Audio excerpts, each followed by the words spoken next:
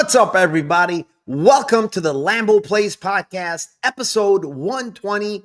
I'm your host, Mike, along with my co-host here, Timothy Troiano, and we are going to have two very sharp guests on the show here. One of them has been on the show multiple times. The other one, I think he's been on once before, but we're bringing him back. He's a bit controversial, so, you guys got to be careful with this guy. But 90 of you already in here. Tim, UFC Saudi Arabia. We have to get up before the fucking roosters are crowing. Are you pumped up for this card at like 7 or 8 in the morning? I am not pumped up for very much anything for 7 o'clock in the morning. So this is going to be very tough for me to get up, but at least we get to start off with a banger fight, between Jamal Pogues and Hamdi Abdelwahab. This is going to be fucking, what could be better than that, right? The problem for this card for you, I think the biggest problem is there's going to be no Wagyus, man. No Wagyus. After the card, it's going to be marinating at this during this time. All right, let's go over to the chat and shout out my chat per usual. Mushroom, what is up, my friend? Elijah Wan, how are you doing? Andrew Peden, finally a card at a decent time for Scotland. Look at this guy. He's rubbing it in now. He's rubbing it in. We got to be up at 7, and this guy is just partying over there in Scotland. Los Santos, damn, this is the most excited I've been for a card. A lot of great spots, he says. Daz, what's up? Got my Lambo shirt on every Saturday. I appreciate you. I'm actually making some new ones. One of my buddies making me some new ones. Azure, what is up, my friend? Hey, Narco and Tim, welcome. A mystery guest, maybe? Double Flush. The Discord was already heating up today. Oh, yeah, we hit some nice boxing bets. Ori, what up, my friend? Elijah, let's go, Narco. Ready to cash these tickets this weekend. Joel, my man, hitting that 4-man parlay this week for $5K. Let's effing go. There will be blood. How are you doing, my friend? Gerardo, what's up, brother? Dixon in the house. I think Dixon's in every single damn show, but the man is dedicated. I appreciate him. Thank you, my friend. And that's a line for Tim. That's not for me. Narco Tim, he has his lotion ready. Yeah, Tim goes through about maybe 2 bottles a card. Depends on the card. Depending on how many WMMA fights there is. Yeah. The more there is, the more bottles he goes through. Wacky, what is up, my friend? I sense a $1 million parlay cashing. That would be the shit. Boofu, what is up, my friend? Blessings to you as well. Mark Schillenberg, what's up? J888, get the L's out in the chat for Chad. What does this mean? Big Steve's dad says Big L. They're putting an L out for Chad, I guess. Dissection, what's up, my friend? Thank you for joining. If it's lucrative, F that, dude. Come on, take it easy, man. Take it easy. MMA Tard, Lambo time, Chama, he says. Doug Braga, let's go. Matthew Mack, I really need to win this week. Please help Narco and Tim. We will try out our best. And Jay Watt, what's up? Joshua Frick, Felipe, ooh, baby. Craig Crowley, MMA Propaholic, Rem Dog, what's up? My man Luke, sparring with Rally. What's up? Yeah, it's definitely not fucking man of the library. That's for damn fucking sure. MMA Propaholic, thank you for the dono. Appreciate you greatly, my man. Thank you. Jewish Better in the house. Ghost Gardner, Jason, the Bookie Man, Luis. All right, Tim, 208 people in here. Let me introduce my guest. My first guest is my good friend Liam Picks Fights. The people wanted him. The people get him. What is up, my man? I know you've probably done like 10 shows already this week. Make it number 11. You were coaching today. You're doing double duty right now. How are you feeling about UFC Saudi Arabia? I'm feeling great, man. None of our kids got pinned. So if you hear, I actually have a voice to speak with. If kids were on their back, it's going to be a lot of yelling for me. We might not have a voice to do the show, but in any case, it was really good wrestling. So proud of the team. Excited to be here talking about these fights. And I'll be frank with you, gentlemen. Is it my favorite card of the year from a betting standpoint? Definitely not that. I don't feel as much conviction as I do on a lot of cards here. I've talked about my goal this year being proven commodities. There's a lot of shit tier fighters on this card. No disrespect, but That's what Lambo plays are for. That's when we're going a little further out on the risk curve, looking for these big plus money numbers, small investment, big return. Let's get this money. Let's go. I like that energy from Liam after coaching, man. Imagine if this guy didn't coach, what would happen? My next guest here, it is the controversial MMA Giga Chad. Chad, you That's a better not normal act salute. up on this That's a show. normal one. All I right. always do the salute. That wasn't the Elon Musk one. Let's right, guys, not start off. He's timid today. He's not going to do anything crazy. Chad, how do you feel about the UFC Saudi Arabia card? That's what we want to know. I got to agree with Liam. Probably not my favorite card from like a money line and totals perspective, but yeah, you got to dig deep, find some value props, and maybe hit a bomb. And I think we can put together one. All right, let's get to it. We got 11 fights, 260 live viewers. I appreciate you guys. And with that being said, guys, first fight of the night, and it's always Tim that has the bangers, guys. It is the 3-0 Hamdi Abdulwahab versus the 11-4 Jamal Pogues. Tim, kick us off here. Probably the fight of the night. Yeah, this is the one we want to all wake up for. 7 a.m., 8 a.m. This is the kind of fight you want to wake up for. The excitement of Hamdi coming back off the juice. And then if you don't like Hamdi, you get the ever entertaining Jamal Pogues. This dude never has a banger fight. He always has banger fights. I'm sorry. Yeah, I mean, this fight's kind of weird for me. I think there's kind of two ways that I would look at it. I think Hamdi submission line is at plus 1,200. He's going to grapple. He's going to try to grapple. Pogues has been subbed 2 times. I think 2 times, maybe 3 times. And I don't know. I just think that we really don't know anything about Hamdi's, jiu-jitsu at this point. So is it possible that he could get an arm triangle, or he knows what he's doing down there? Maybe. Most of his finishes are ground and pound. But yeah, I kind of lean like this fight is very splittish if it goes to decision or Hamdi by sub. I'll take a small shot at Hamdi by sub at 12-1. All right, Hamdi sub. It's actually 50. You can get 15-1. Nice. Bet Rivers has 15-1. Liam, you love these sloppy heavyweight fights. I know that.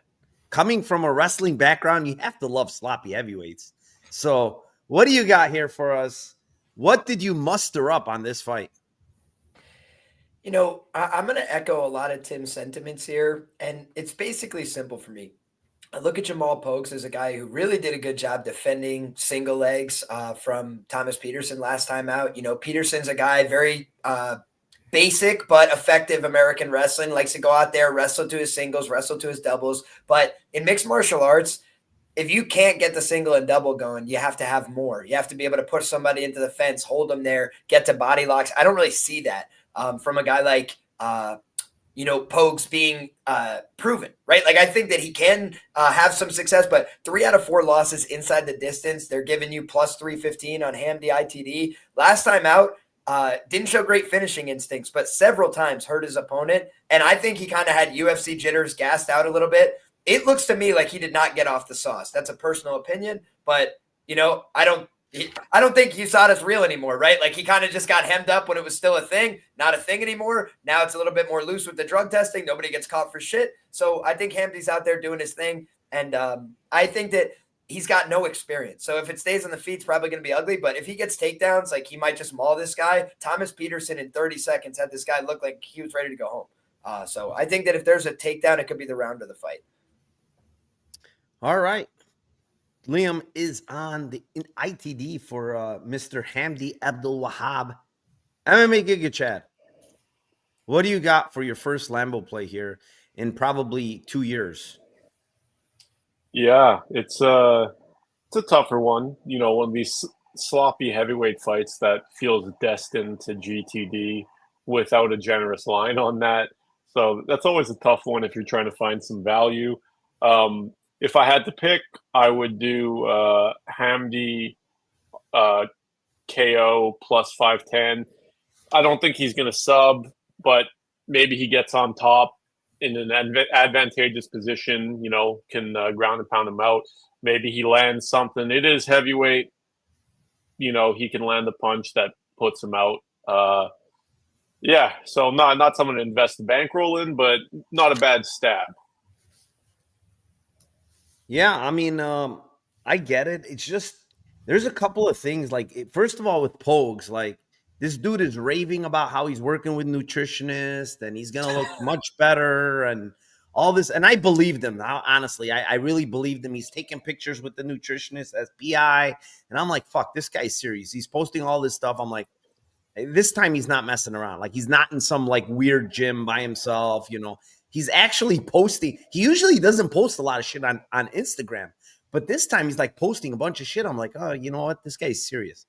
Then he comes in, and one of the interviews that caught my attention is he says, "I'm in the best shape of my life. I've been, you know, eating right, this and that, but I might still come in at like the heavyweight limit because I have more muscle now." And I'm like, okay, well, it could be true. Like muscle weighs heavier than fat. And I'm like, okay.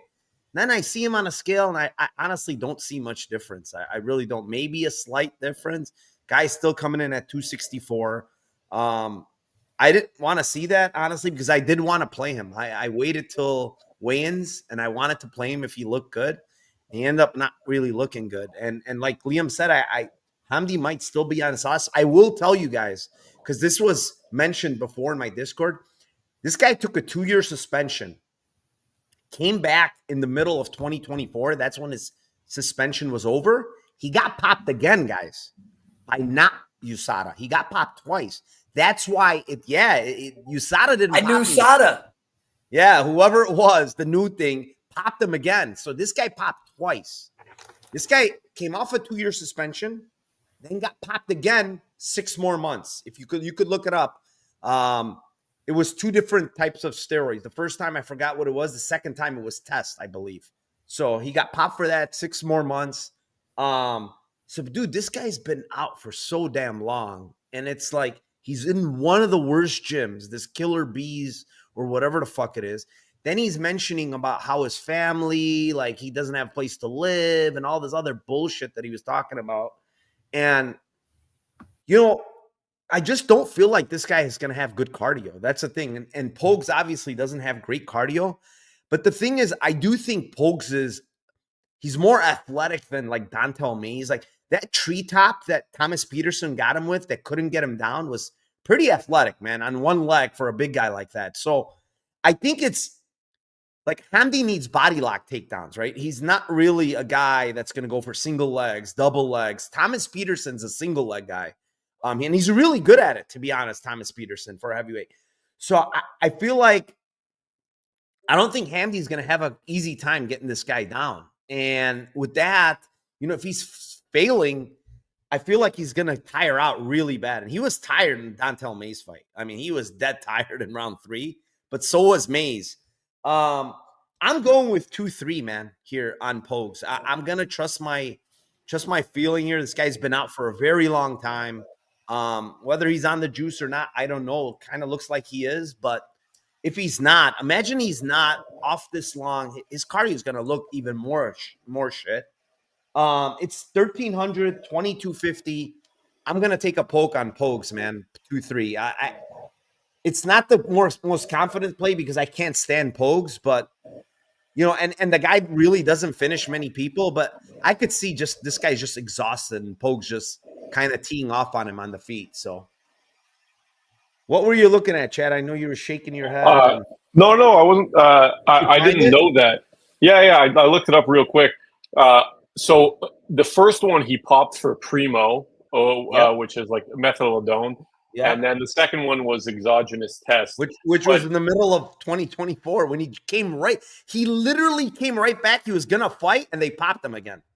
Yeah, it's interesting because, I mean, you're not just running Primo. So he was probably running tests with it at the same time. And then it just, you know, they were able to flag him for the Primo, but not having a elevated test for the initial suspension. But then they caught him for elevated test in the second one, which is crazy. 2 years later, though.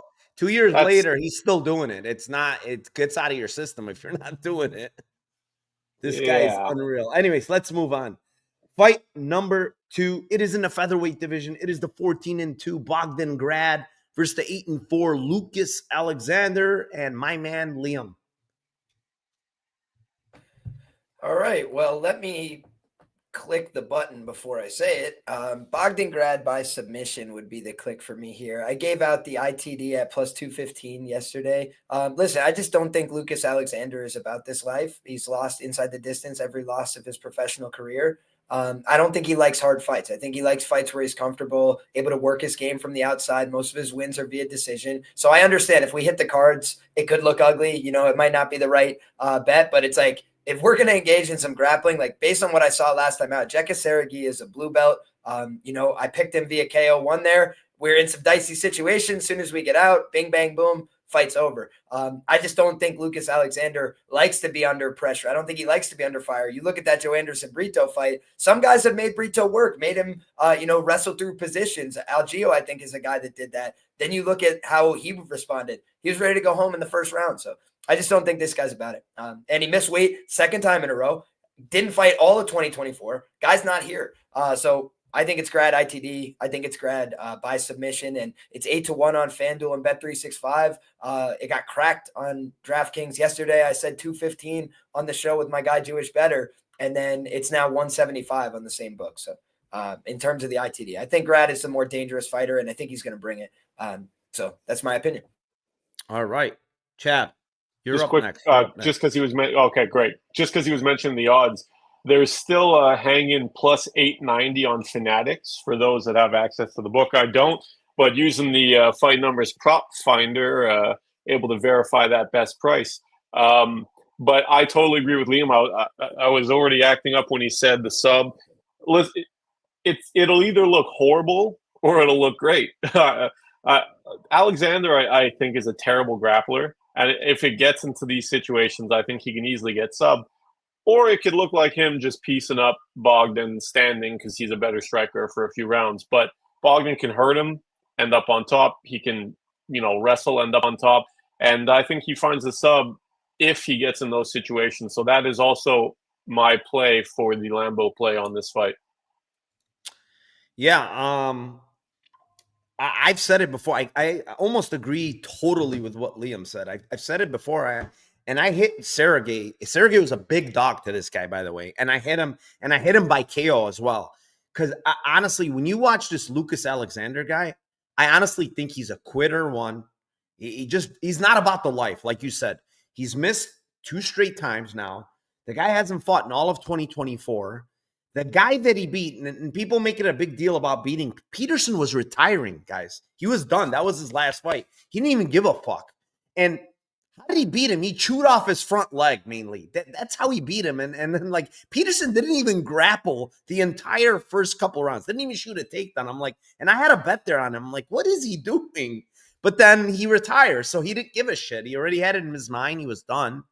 And then to lose the way he did to Jekka, like, I guess the punch was very hard, but my God, he dropped him like a sack of potatoes, dude. He was like out cold.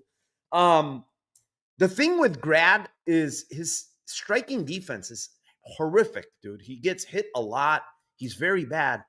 But the dude has dog in him, man. He has serious dog in him. He's going to keep coming and coming and coming.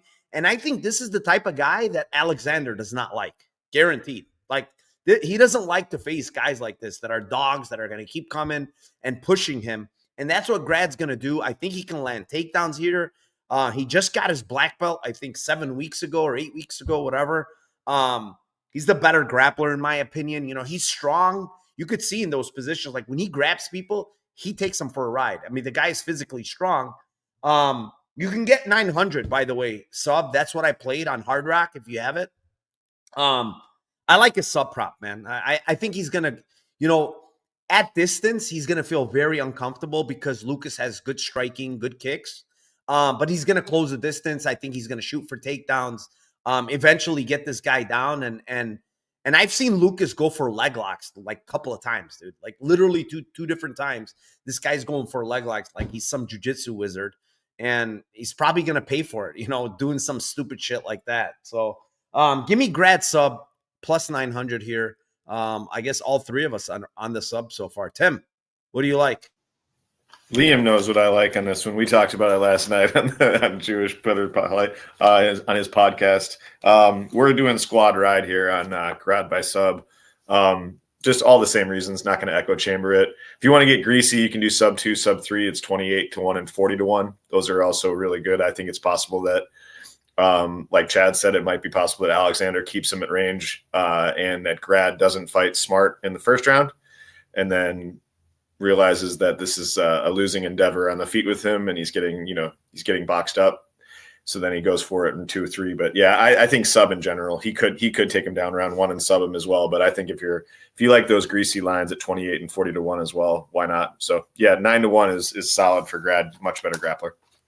All right, man, that's a quad. All 4 of us with the sub, man. That I maybe have to go hammer it even more now. All right, let's move on. Fight number 3. It is in the flyweight division. It is the 12-3 Jasmine Jasdavicius versus the 10-4-1 Mayra Buena Silva. Chad, get out the lotion and give us your play. I hate to do it, but sometimes you got to fade Canadians in fights because Canadians can't fight.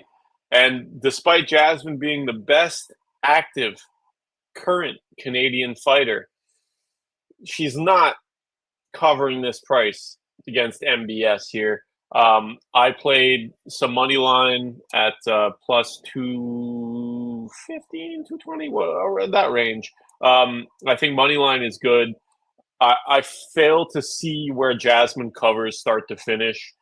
I think that she's a punching bag standing. She's a bit of a zombie, no striking defense, walks forward, will eat shots, try to grapple. Her wrestling is not great, but she keeps trying. And she is deadly on top as far as throwing ground and pound. She's one of the few WMMA fighters that throws with intention. But she's going to struggle to get it there here. She's going to get lit up standing. Calf kicks are there. Buena Silva can threaten the front chokes if Jasmine's shooting sloppy takedowns early. She's got that nasty ninja choke. So I played money line. And for those with BetMGM, I did do a little ninja choke 25-1. How wrong? We'll see. That might happen. She chews up the calf. Jasmine gets a little antsy. She's tired of eating damage. Bad shot. Lock up the ninja choke. Good night.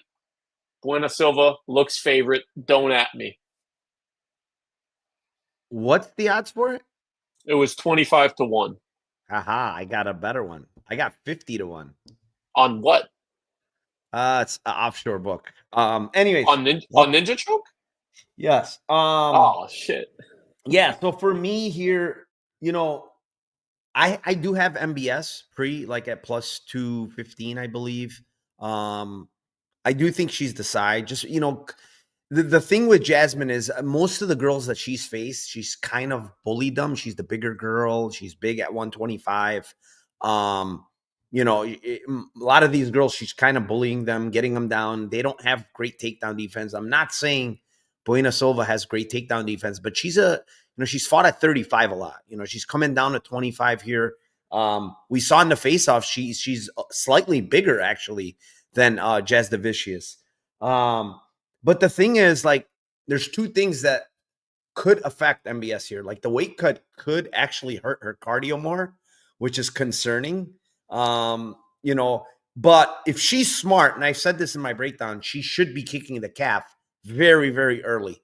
She needs to fuck up that calf early. If not, Jasmine's just going to keep shooting and shooting and shooting, and she probably eventually gets some takedowns. And I do think that her round 2, round 3 lines are a bit too overblown. Like, they're too big because you got a girl coming down from 25. She just got ground and pounded with a cut stoppage against the last opponent. One of the things that JJ does on top is she throws nasty ground and pound, man. So even though I have the money line, I do think round 2, round 3 on Jasmine is worth a poke at 17-1 and 20-1. It's just, the girl's nasty. She has got very good cardio, and MBS historically doesn't have great cardio. I think it's overblown that people say her cardio is terrible. I don't think it's terrible, but I do think she slows down. And JJ is not the girl you want to slow down against because her cardio is insane and she'll keep coming and coming and coming. And so I played the 2-3 here. It's 17-1, 20-1. You know, if you want KO 2-3, it's 16-1. I do think MBS wins, honestly. I really do. I think she's going to have a smart game plan, kick that calf, piece her up on the feet.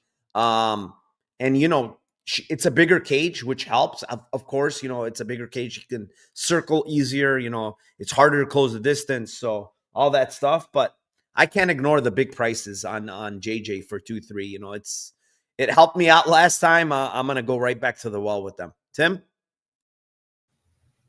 Yeah, I mean, that's been a money train for us, JJ, round 2, round 3, the last couple fights for her. I tend to think that, you know, round 1, round 2 submission here, and just in submission in general for MBS is going to be the way that I would go. Same reasons that Chad was saying. I just think that this is the most dangerous jiu-jitsu fighter that Jasmine has fought. She was in a deep armbar attempt by Maverick. I think if you get that same spot for Mara Buena Silva, she actually gets it. She's just way more dangerous off of her back. She's more dangerous in the clinch. So it's not going to be something that like Jasmine can just kind of hold her in the clinch either. So she's dangerous in the clinch there. I feel like if Jasmine messes up on some of her ground and pound at all, when she does have top position, it could be a position where she could get her arm snatched. So there's just a bunch of dangers here for this sub that she's going to have to worry about. So, I mean, realistically, she's so much better jiu-jitsu than everybody that she's fought. So, I think the best up until this fight would have been probably Maverick, and she almost got subbed by her. So, yeah, sub plus 700 for MBS. Let's get it all day. All right. Liam is not impressed, guys. He's looking at us and he's like, I got something for you guys. Go ahead, Liam. What do you got for us, my friend? No, I honestly think that this fight is really greasy. You know, when I look at it, I could make a case for both women. I think there's an argument that Buena Silva could stop her in the early rounds. You know, this is the kind of fight that for me is very difficult to cap, because if you were to assign a pre-fight, favorite, you normally think about things like cardio, physicality. And I think those things do bear out for Jazz over time. You know, she's very difficult to put away, never been finished as a professional. And then you just look at the fact she's a dog. Even in the fight, she gets her ass whooped. She's still coming forward, trying to attempt offense. She doesn't give up on herself. And I think the opposite is kind of true with Myra a little bit, right? Like we've seen times where she just checks out on herself mentally. She's not even giving herself a chance to win, falling back into bad positions, accepting the guard and stuff. So it's not like she's easy to put away. And when I just look at this, like I could see, 7-8 minutes of really good work from Myra, and then she starts to fall off a cliff, and maybe Jazz doesn't put her away in that third round because she's a tough old broad herself, and she's got some jiu-jitsu, maybe throw up an attempt or two to keep her at bay. And, the decision prop on a women's fight, right, it is plus 460 for Myra Buena Silva. So I think most of her win conditions front-loaded in round 1 and 2. But if she has success on the feet, she's defending some takedowns early on, I think that she could bank 2 rounds. And you have a fight that's heavily favored to go the distance. And then meanwhile, one of the chicks in the fight is plus 460 to win the decision. Just seems a little off to me. Yeah. I mean, it's funny because Tim mentioned like the last 3 fights, like even the Klein fight, if there was maybe 15, 20 more seconds, she's finishing Klein. Like that fight was almost done. And she finished Cachoeira. She finished Lipsky. She's dangerous late, man. This girl keeps coming. So, it could be unless Bueno Silva really tears up that calf early and hobbles her where she can't really shoot.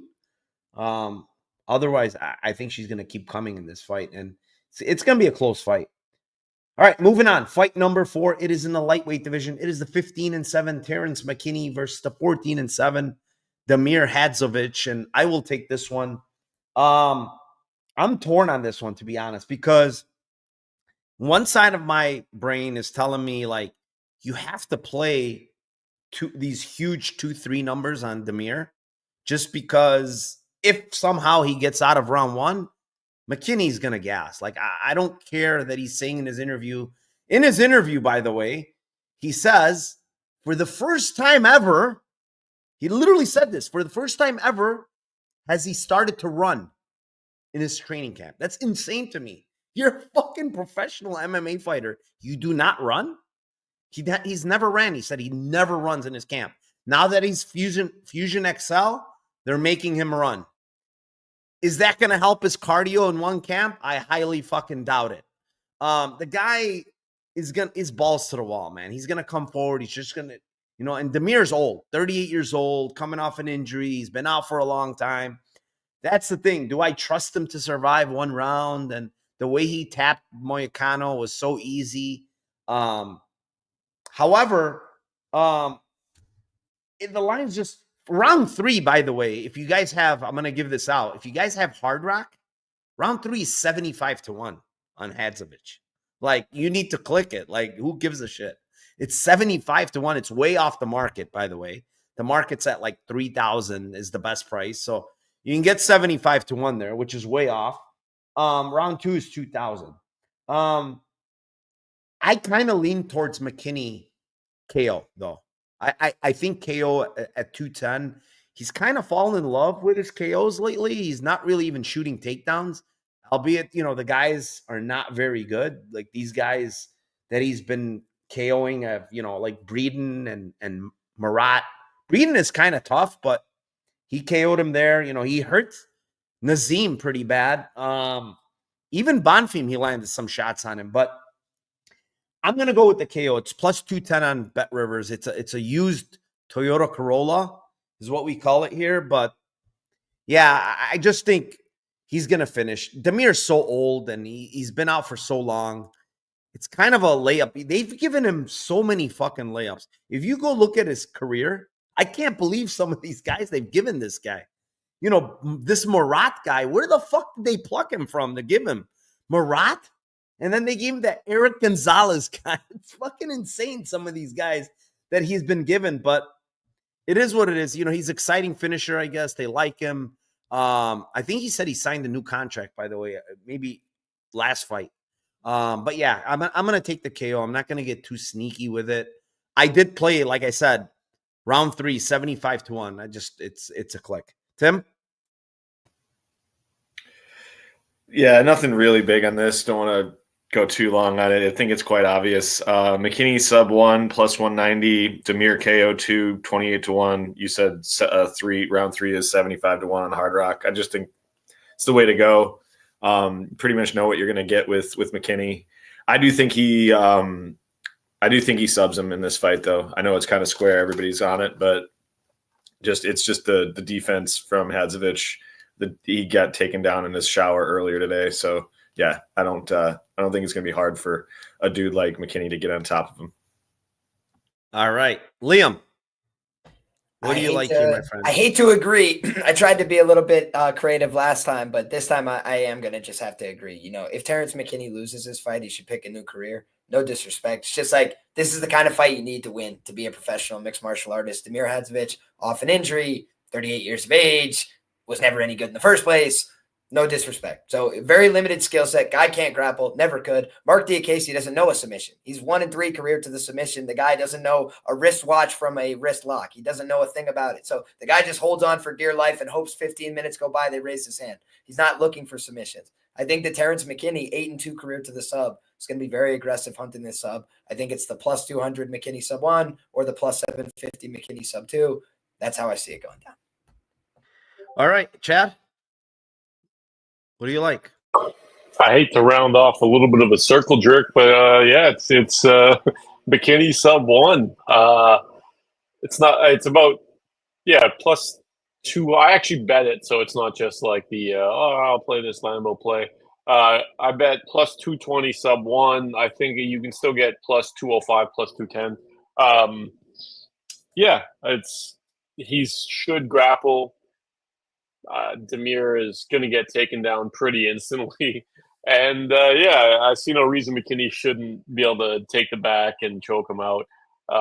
If he pounds him out, so be it. But I think sub is far more likely.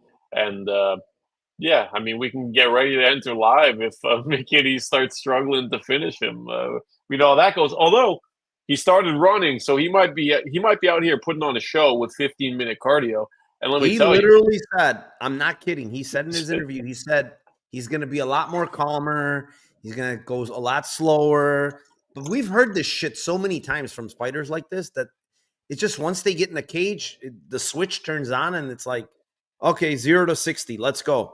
And I don't think he's going to change. I you, honestly don't, you know one way how to fight, and people don't tend to change that. You know, uh, it's not that he's old, but like, if you're going to change how you fight, it's early on in your career. He's gonna get a takedown early and go for the finish. He did it It is against what it is. Bonfim. I don't know if you guys Yeah, remember. Like that didn't work. It and didn't. then he got annihilated. He still got tired. He still did Well, doing nothing. The Here in the the tears. issue there was that it was like takedown wasn't free. You know, like he was more patient and it didn't help. But here, there's no reason. Like, just take him down. There's no real opposition to him being, taken down. So just take him down and try to finish him. So we'll see. All right, let's move on here. Fight number 5. It is in the heavyweight division. It is the 13-1 Shamil Gaziev versus the 9-2 Thomas Peterson. Timothy, what do you got for us? Boy, this is a shitty fight. So Shamil Gaziev, I pronounce it Gaziev for the obvious reasons. This dude is a major gas bag. Thomas Peterson, to me, is a punching bag, and I want to see what happens if Thomas Peterson can grapple in the first round and can have any success in the first round here. I think the fight would change tremendously if he's able to get a takedown, or if Gaziev is not able to do what he did to Martin Budai and just basically just keep it on the feet and just beat the shit out of him. That's definitely a possibility. I do think that Shamil is a better boxer with more power and a little bit of defense. So I think that if Shamil is smart, he would try to keep this on the feet, but he's also he's a grappler too. So like he likes to grapple, he likes to take guys down, he likes to beat the shit out of them from top. So to me, I just think that I'm going to take a big shot on this one. The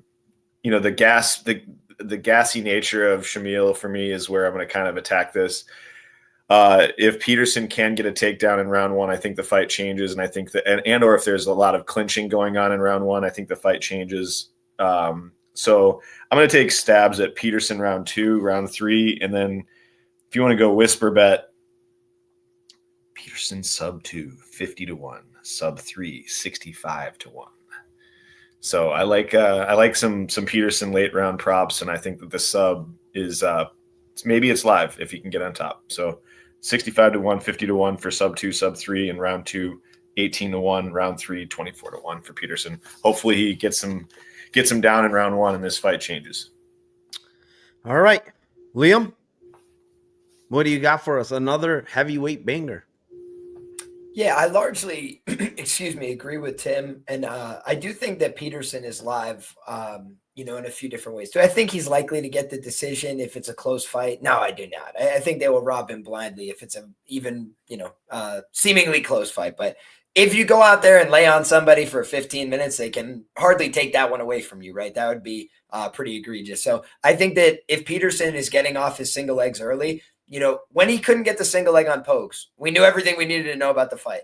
I don't know if he can get Gaziev down, but what I can tell you is Greg Velasco got his brain absolutely rattled. And while he's sitting on his butt, he was able to play some half guard and sit back up, get this guy's back while he's like semi-concussed, all before he got submitted in the first round.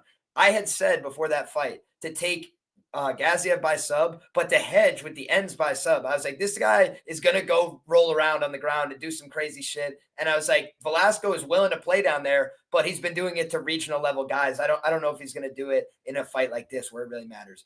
Now you look at these guys and I'm just like, okay, we got one guy who's an actual athlete in combat, right? Like a guy who did wrestling his whole life, competing one-on-one against a volleyball player who's been LARPing as an MMA fighter for a little while. He's 34 years of age, didn't spend his whole life doing these things. So I'm like, Yeah, because he's from Dagestan. He's got the right looking face. Like everybody gives him a lot of belief and confidence, but he got rushed up the chain because of that. He got embarrassed by Rosenstruik, quit in the 4th round. And now you look back at his other fights. Like, did he go blow out Dante Mays in a way that really impressed us? Like, I don't know. So for me, Thomas Peterson is another like greenish prospect. I don't think he's the most angry, aggressive dude. I'll say the money line is my play here at plus 275. I think it's enough. But I do think that some of those prop angles are live. I'm just concerned that, he's going to get hard done on the cards, but. All right, Chad, what do you got for this fight here? Oh man, I wish I had something fresh for you fellas. Hopefully we disagree more in the coming fights.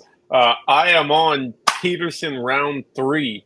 I said on the Fight Number stream earlier this week, we might see a Mother's Milk sub 3. So I played sub 3. I played round 3 straight, and I played some sub 3.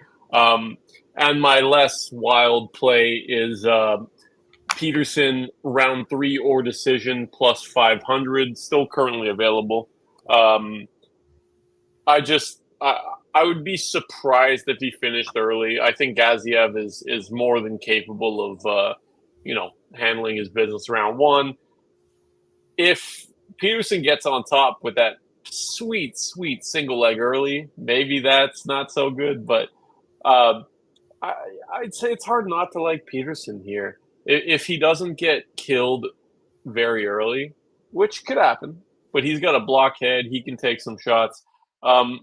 He's got a really nice single leg, and Shamil is going to engage in the grappling extended, whether that's like trying to clinch up against the cage. He's not just going to swing bombs at him for 10 minutes. He's going to take breaks, and he's going to give him opportunities to get that single leg working and take him down. And single leg is a cheat code at heavyweight. He's not quite Daniel Cormier, but as far as heavyweight goes, it's not bad. So I like Peterson here, and round 3 sub would be the best. 3 decision is my lowest, but round 3 as well. Give it a little ladder there. So that's what I'm cooking. All right, I'm gonna be against all of you guys. I do think Shamil, like, he gets tired in fights. I don't think he's like a huge gasser like everybody says. I don't think so, honestly, because like Rosenstruik was beating the shit out of him on the feet. Like, he absolutely killed him with the jab, busted him up. He retired. He said in his corner, he couldn't see out of one eye. Maybe it's just bullshit. He just quit. It's possible. I mean, he was getting his ass. But the thing is, like, I don't think Peterson's going to give him damage on the feet like that. Like, Peterson throws that big overhand left, but that's like the extent of his striking. Like, his striking is not very good. Shamil's going to be much bigger than him. The one thing I was saying is that, and I went and watched all of Peterson's fights, I have not seen Peterson on his back. What happens if Peterson's on his back? Because Shamil's a big guy and he can grapple. So what happens if he gets Peterson on his back? Can he get up? And nobody knows the answer because we've never seen him on the ground, honestly, against anybody. And obviously he's faced mostly strikers, and he's the one that's been initiating the grappling, getting people down. But I do think he's very tough. He's very, very tough. I don't think he's easy to get out of there. He took a beating in that fight where he got finished against Cortez Acosta.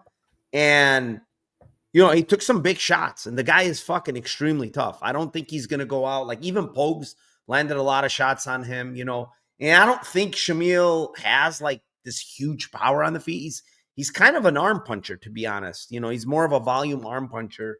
And most of his stuff, I think, comes from ground and pound, stuff like that. So I like Gaziev here, honestly. I think it's a good fight for him. I'm gonna go with decision, though. I don't think it's gonna be easy to finish Thomas Peterson. He's a tough guy. He's a grappler himself. So even if he does get on top, he might get on a hip, be able to get an underhook. And like you mentioned, Velasco, I kind of see him similar to Velasco, to be honest. Velasco is a D2 or D1 wrestler, and I think Peterson's a little bit similar to him, a little bit better, but similar to Velasco. So Yeah, I'm going to take Gaziev decision here. It's 260. I think it's going to get greasy and sloppy, and but I do think Gaziev wins round 1 and probably round 2 at a high clip. Potentially could lose round 3, but it's like I don't know if Peterson's gas tank is all that good either. Like that's the problem. Marginally better. Yeah, that's the problem. It's like, okay, one guy's gas tank is not good, but the other guy's not like great either. So it's like, Well, it's the upside of him getting on top. Let's say he gets on top in round 2. You have to look at the reverse side. And how about Sure. if Gaziev gets on top? Now he gets Sure. more tired, right? But one guy is plus 270, and Yeah, he's got a I good get single leg. He can wrestle. He can wrestle. I get it. And it's possible he can get Gaziev down. I'm not saying he can't. Gaziev has good wrestling. I don't think he's like some bum. Like he's a pretty good wrestler himself. So, yeah. I don't think he's a bum. The size, he's so big, dude. It's like a huge size disadvantage for Peterson. But his single legs are nice. The bigger they are, the harder they fall. And you run that pipe. Well, you run that pipe, you get a lot of weight headed towards the ground fast. Single leg? It doesn't matter. The size difference? I don't know. I will say, you see heavyweight wrestling matches where they're 60 pounds apart, and it makes a difference when they're of equal skill. Especially when they fail on the takedown. What if somebody ends up with 200 pounds on top of them and they're ready to go home? What if they have an elite single leg, though? Yeah, and he does have I think his single leg it actually is, all jokes aside, it's like a good single leg. Yeah. All right. Let's move on. Fight number 6. It is in the featherweight division. It is the 11-3 Muhammad Naimov versus the 11-3-1 Khan Offley. And I think this one's yours, Chad. Or is it? Oh, is it? No, it's actually Liam. Sorry. All right. This is which fight? I was just sending a comment in the chat. It's the Offley Naimov. Yeah, me and Glenn see this one virtually identical. I basically think that Naimov has a power advantage early. I think this fight was booked to make him look good. Like all of his fights have kind of been booked for winnable opportunities and things like that. But the last time he had a really tough out, Felipe Lima, short notice guy who's really serious in his own right, very skilled.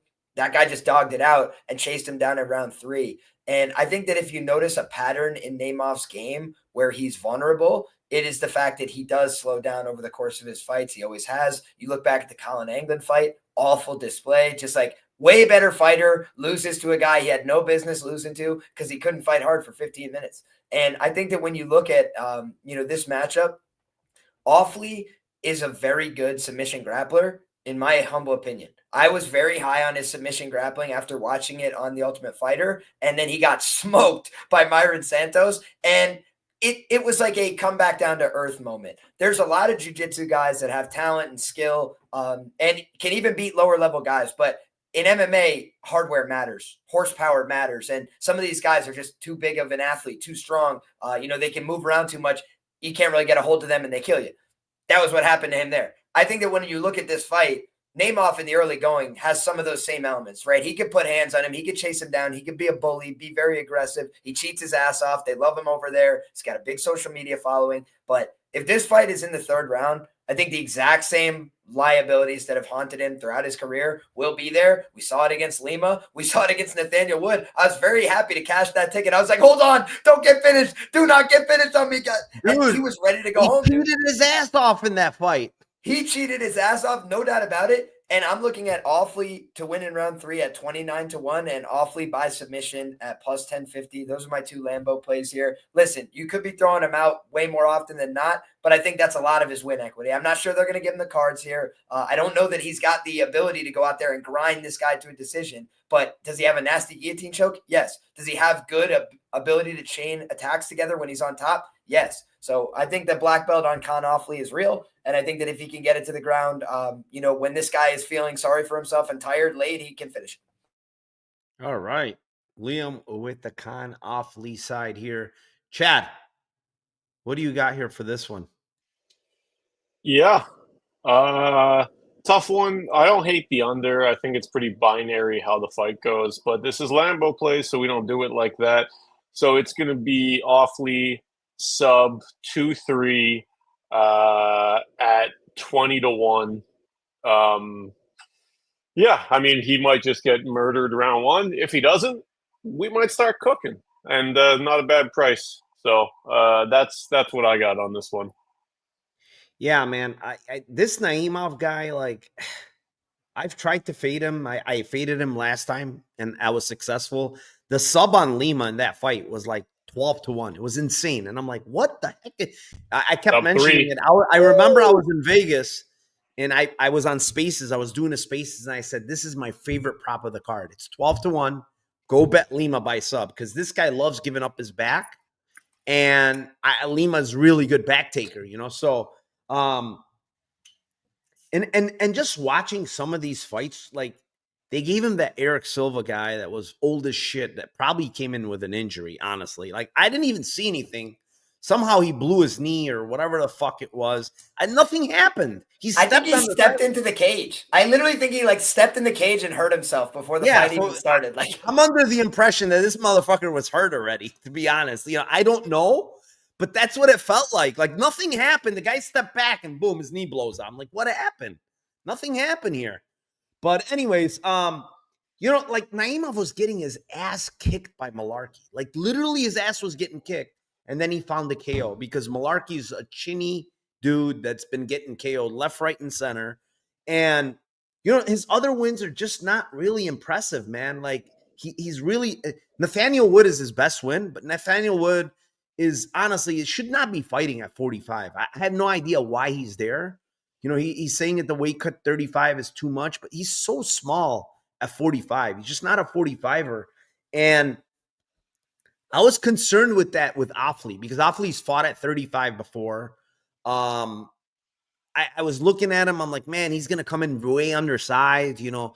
But when they're at face-offs, I don't think he's that undersized. You know, they're kind of similar. You know, obviously Naimov is a little bit bigger, but he's not that undersized here. So I do think he can grind him to a decision, honestly. I really do because his striking is not great. But Naimov's striking is not great. Like he's doing the spinning heel kicks and stuff like that are flashy, but his striking, he's low volume.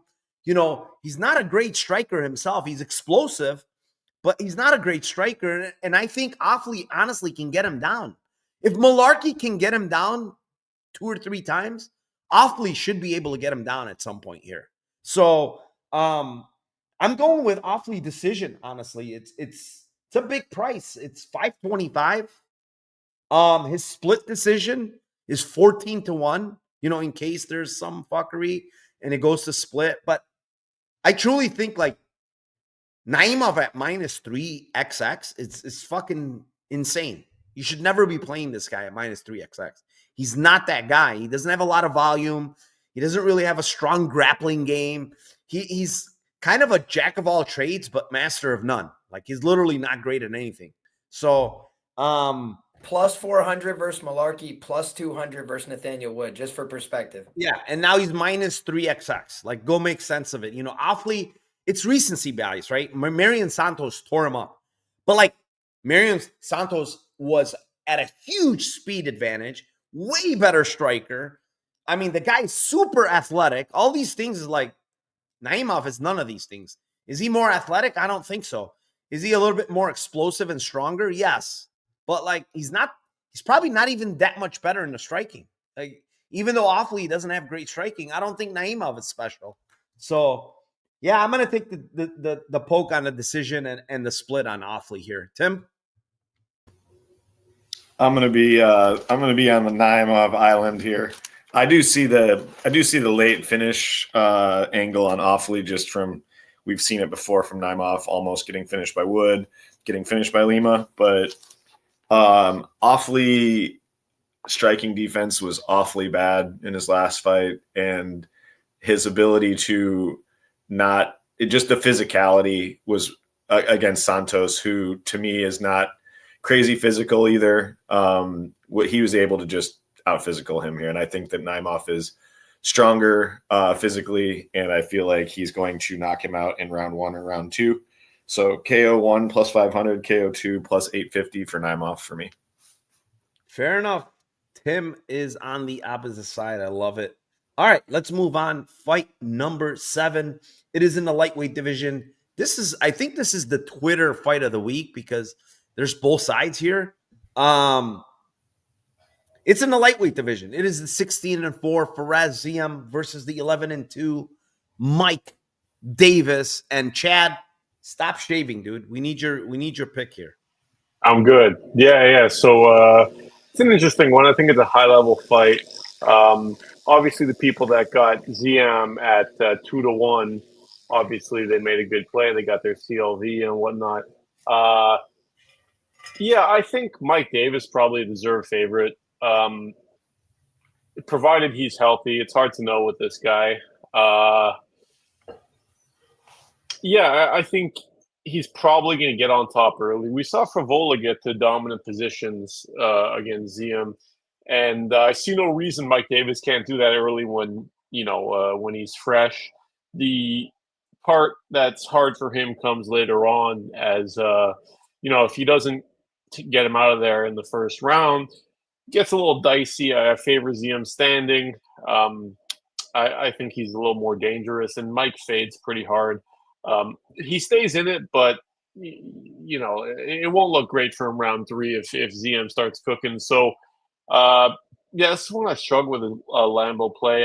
It would either be Davis sub 1 or ZM round 3 if I had to pick. But this might be a sit back and watch one for me. All right. Yeah, I mean, it's an interesting fight because pre-tape, I'm like, man, I'm looking at this line. I'm like, oh, I'm betting Mike Davis here. Like, he's got the grappling upside. Ziam was taken down a bunch against Puelles. That's a bad look. Davis is a great grappler. He can strike as well. So I was all for it. And then I taped it, and honestly, I felt like the line was just about right. Davis being a slight favorite, I think is okay. If you got ZM at a big plus money, it's fine. But I wouldn't touch this fight. I just think the problem is Davis is not fighting a lot, right? He's getting a lot of injuries. He's not fighting a lot. You listen to his interview, and the guy is really not all in on fighting. He does it because he likes it, he said. He doesn't need it. The UFC asked him to, if he wants to sign a contract. He didn't even sign a contract. So this is the last fight on his contract. He declined to sign for whatever reason. Maybe he wants to win, get more money. I don't understand. Like, even if he gets a win here, like, why is UFC is going to up his money and say, oh, let's give you another contract. Forget about the last one that we were giving you because you beat Faraz Ziam. I don't see that. It might be something else in his head. Like, maybe he wants to do something else and he doesn't want to get committed to the UFC. But the guy is talented. He could strike, he can grapple. He's the better grappler, but he's going to be smaller here, and I do think Ziam is the better striker. I do think, Ziam is the younger guy. Ziam is improving. I'm not going to see improvements from Mike Davis. Mike Davis is who he is. He's a very solid fighter. He's a very good fighter. He's a very good grappler. But I also see, where he gets Slava down. Slava's getting up. Natan Levy's getting Natan Levy down. Then Natan Levy gets his back at the end of round 1. Like, I also see him losing position as well. So, like, what I saw from Ziam last time out and him out grappling a guy like, Favola, who's actually a really, really good grappler, a really good wrestler, I was impressed, man. Like, I think this guy's getting better. He's getting better. He's getting stronger. He's more serious. I think he's the guy that's more all in, to be honest. And what I saw in round 3 from Davis was concerning because against Borashev, he wasn't looking good, man. He was not looking good in that round 3. He's getting pieced up, and then he found the takedown. Like, because Slava has fucking shit for takedown defense. But, like, if he's getting pieced up here, I don't think he's going to find that takedown that he needs. And so I'm playing Ziam round 2, round 3 here, man. I'm playing him. I think he's got the better cardio.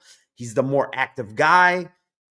He's the bigger guy. And it's 16-1, 22-1. I like Ziam here round 2, round 3. Tim? Yeah, I mean, this is a good fight. I think that the early, round one for Davis getting a sub, like Chad was saying, is a good look for him. I think that is possible, but for me, I think that this fight is close because of the grappling potential for Davis. I also think that the striking is not 70-30, or it's just like, oh, he's dead on the feet. Like, I think that Davis's offensive striking is not bad. He's going to throw some decent volume. He's got some good power. Problem is that he never gets his head off the center line, and he's very hittable, and he takes two to give to. So Ziem, way more technical, just longer, better striker in general, better defensively. But I think that the wrestling is going to be there potentially. We'll see how easy it is to get the takedowns. Like you said, taking down Slava 9 times means that Slava got up a bunch. So, and he's shown that he can be held down by a lot of guys. So I don't think it's going to be like the takedown is going to be around and that Ziem's just going to accept that position. He'll probably work his way back up. I like the ends by split here, plus 330. I like Ziem by points, plus 200, Ziem by split, plus 800. Yeah, I mean, that's probably the route. This fight probably goes to the decision, but Liam, what's up, my man? What do you got for us? Oh boy.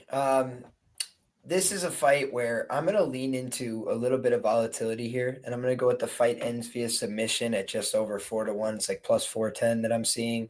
Maybe you can find a better number if you look a little closer. Reason I say that is because, Mike Davis by sub best available is 5-1. So I'm going to get queued over 90 cents worth of value when Ziem has been attempting way more submissions in the recent point of his career compared to earlier on, right? The guy's getting more reps in the grappling. However, you go back to that Terrence McKinney fight, guys, it's just bad tape. It's just making bad decisions, rushing positions, not getting wrist control, not fighting off the choke properly with, some kind of grip underneath the elbow and just clear it off, right? If you get caught on the next one, fair play. But it's like just the kind of progressions you should be working through. They weren't there. So now 2 years later, guy's taking his career seriously. He's very active. Maybe he's gotten better enough that he can be sound defensively, deal with it. But when you just look at these two guys' body style, I could just tell you when I'm going against a guy and I see them in their big, long, and lanky, if it's a have to pass their guard, type situation, I don't love it. If it's we're starting from the feet, I'm like, okay, I'm going to get one big slam to a dominant position, take their back, and the fight's going to be over shortly thereafter. And I think that when you look at a guy like Mike Davis, that's how he approaches this fight. If you've heard him talk about this fight, like he's like, I'm way more intimidating than this guy everywhere. Like, and I think he believes that, so does he want to engage with him on the feet? I don't think so. But do I think he's a guy with that bully mentality? Like, I'm going to go out there, pick this guy up and slam him to the ground. I do. And I think he can do that. So for me, the longer the fight goes, the more likely Ziem gets the sub. But early on, like, I just think there's a big horsepower difference. I think the books have kind of priced that in. Like, a lot of money came in on Ziem. Seems like he's become like a popular side this week, and they're still not budging off their numbers. So that's something that's curious to me. But yeah, I'll go with the ends by sub here. Yeah, the line's getting crushed. It's down to 130 now. Holy moly. Chad, what do you got here? Yeah, I don't know if I have anything real to add on this one. It's mostly a stay away for me. Sorry. I was getting a phone call. My bad.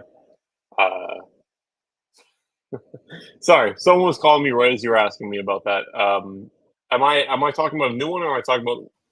Yeah, he went for this fight. Yeah, I went first. Oh, you went first? Sorry, my bad. If we're still doing, yeah, you just confused the shit out of me. Because Okay, someone was calling me at the same time. Like, I thought I gave my thoughts. All right, let's move on. Fight number 8.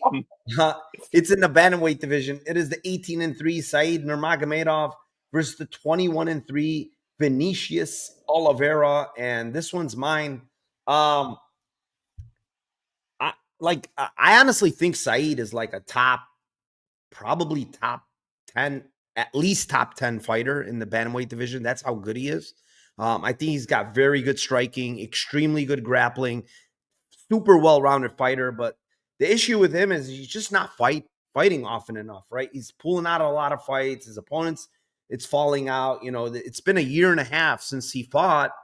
In the fight that he fought in, it was like a fucking minute fight. Like, so technically speaking, it's probably been 2 years, since this guy's fought. And that was the fight against Martinez, which I went back and watched. And honestly, I think he won the fight. Like, I had Martinez there at plus 200, and I'm probably lucky to win that bet because going back and watching that fight, I think he won the fight. So, Said Yakub was cooking him in that fight, like absolutely cooking him with the takedowns, rinse and repeat, and then he got caught. And that's the thing with Said Nurmagomedov. Like, his front chokes are so good, his striking is so good. And what's Oliveira good at? I don't think he's a good striker. I don't think he's a good grappler. You know what he's good at? He's tough. He's MFer that will come forward, throw big bombs. He's got power. And that's about it. Like, he's a punching bag, honestly, on the feet. Like, he's bad. Hands are down. Like, that's the thing for me in this fight. Like, hands down against the sniper like Nurmagomedov, you're going to get hit hard, man. You might get kicked into another planet because your hands are down. Like, you're going to eat. The kicks come so fast from Said that he's not even going to be able to put his hands up, and he's going to eat a kick. And it's like, this guy is just, to me, honestly, if Nurmagomedov doesn't gas, he should absolutely school Oliveira here, in my opinion. And I bet Oliveira last time out against Simon at plus 180 or 2, whatever the price was, right? Because I didn't think Simon was going to be having success with the takedowns. And the problem here is, it's like Said Nurmagomedov to me is better everywhere, and it's not even fucking close. Like, he's way better striker. He's the better grappler. And it's like, the only thing is he going to gas? And I don't think Oliveira's tank is all that great. Like, it's good. Like, he can push through, but the guy gets tired a lot. Like, Simone fight, yeah, it was just like, whatever. Simone didn't do shit in that fight. He sat on the outside. He tried to attempt takedowns. He wasn't successful holding him down, and he gassed himself probably. I don't know. But, at the end of the day, I'm playing Nurmagomedov KO here. It's 850. This guy's a punching bag on the feet. I'm telling you guys, he's going to get hit hard. And he's been knocked out plenty of times. And Sopaj almost had him knocked out. And so I'm going to take a shot here on Nurmagomedov by KO here. I might pay for it because it could be a club and sub. And I'm like, fuck, why? Where he hurts Oliveira and Oliveira shoots and he gets his patented front choke. But it's 850. I'm going to take a shot there. I think he has a chance to stop Vinicius Oliveira here. Tim? Right there with you, man. Right there with you. I was talking with Liam about this last night on Jewish Bettors Pod. Like, I just get the feeling like this is going to be the time where he connects on one of those spinning shots.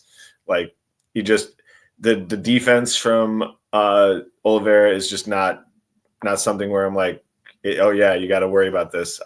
He just seems to be right there to be hit. He seems to be very reckless. And I think that this is the fight where we always talk about, like, there's so much spinning shit from Said. I think this is where it actually lands, and he'll have chances to land it. So yeah, Said KO for me. If you want to get greasy, KO 1 16-1, KO 2 25-1. So yeah, I think it happens early more than late. All right, Liam. Liam probably has something different here. Different take, Liam? Oh, gosh, man. I think this is a tricky one. I almost am tempted to give like a used Corolla on this one at the ends KO plus 200 because that covers a lot of the way I see this fight going. To your point, Mike, I think that there's going to be some big opportunities for Said Nurmagomedov early. If you look at Vinicius Oliveira, he's a guy that fights with a lot of piss and vinegar. You asked, what is he good at? Striking, grappling, whatever. You know what he's good at? Fighting. If you just look back at that Sopai fight, what you see is that a lot of people start feeling sorry for themselves, give up when they're in bad positions. And I'll just say, from coaching wrestling, you see it all the time. I used to do it myself. That's how I know what it looks like. It's like everybody that's ever competed knows what it feels like to break and give up and not want to be out there anymore. And this dude is in a position where people would understand, like, hey, he's getting beat up. He's in a horrible spot. That's the time you can quit and nobody gets mad at you. And it's like he gets back up to his feet. He grabs a hold with two hands. He pulls the guy back down. And does he take his foot off the gas? He then starts assaulting this man like he stole money from him, dude. It was unreal. Like the piss and vinegar he maintained despite getting his ass whooped thoroughly for 7.5 minutes was admirable as I see it. And when you look at Said Nurmagomedov, the one thing I will say is every fight that he has that goes into rounds 2 and 3, he starts to get a little bit fatigued. Now, normally he's so talented that it doesn't matter, right? You talked about the Said Yakub fight. He was ready to break and go home, but he's so talented that, one mistake, he leans his head forward. He's like, oh, I found it. Nice. And then he just commits 100% and he gets the win. That's what this guy is all about. Committing 100% from the opening bell. He's throwing crazy shit. I think him in round 1 and 2, super live. But Oliveira showed, if you do that, and you leave me a room, I'm not like Jonathan Martinez. I'm not going to push you into the fence and hold on for dear life. I'm going to try and kill you. I'm going to try and stalk you. I'm going to throw everything I have at you. And, dude, Sopai was ready to go home at the beginning of the round, but he was still being tough. He was being a good prospect. He's moving around. He's trying to find any way to survive. This guy didn't give him a chance. He chased him down and killed him. And I was like, you have to put respect on this guy's name forever. I picked Sopai that night. I picked Oliveira the next time. I hesitate to ever pick against this guy. He is a vindictive motherfucker. He will come back and kill you. I'm like, for me, competitive fight, ends KO, plus 200. I think both guys got a chance to cash that for you. All right. Chad, what do you got for here? 754 live viewers. Appreciate you guys. Damn, it's packing here. Very good. I lean more on your side here, Narco. I think most likely outcome, though, is a Said decision. I think we see a lot of moments of not much going on in terms of striking. Said will throw some of those wild shots. Like you said, if one connects, so be it. I do think it just likely goes over. So it's not one I have a passionate Lambo take on. I think it's a Said decision, but gun to head, I would do Said rounds 1-2 plus 310. Could be a club and sub, could be KO, but I personally think it's Said decision. Yeah, most likely. I mean, that's it's the number. That's the KO number that got me. And Oliveira's been KO'd, and I think Said's going to land some big shots. I'm pretty sure. Just the way I don't think Oliveira's a bad grappler either, which is why I like the upside on the Nurmagomedov KO line. Like, he's a vicious striker, and it's like because he ninja choked a couple of guys that wanted to wrestle and grapple him, doesn't tell me he's just going to go hunt that on everybody, Yeah. All right.